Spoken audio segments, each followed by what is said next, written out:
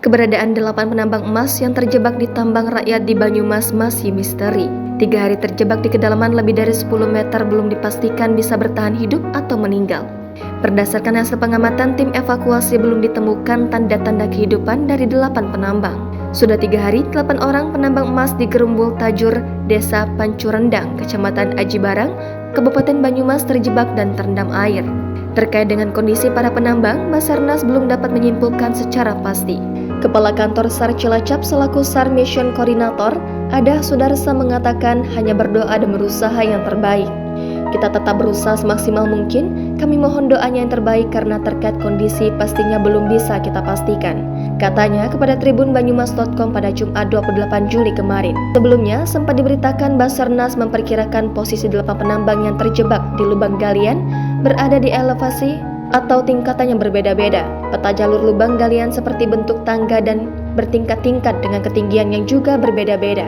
Lubang vertikal pertama dari permukaan tanah ke bawah mempunyai kedalaman 18,1 meter dengan panjang lorong 10 meter.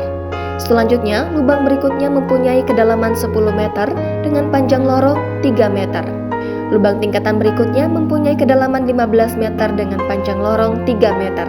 Kemudian tingkat berikutnya punya kedalaman 4 meter dengan panjang lorong 6 meter dan di posisi inilah dugaan para penambang terjebak. Selama 2 hari ini penyedotan, semakin besar pompa semakin besar daya yang dibutuhkan.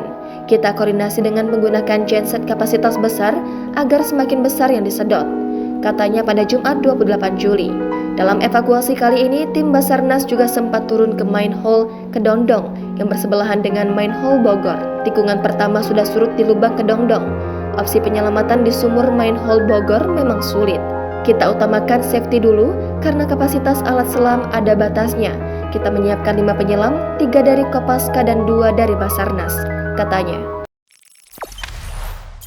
Jangan lupa subscribe, share, komen, dan like ya.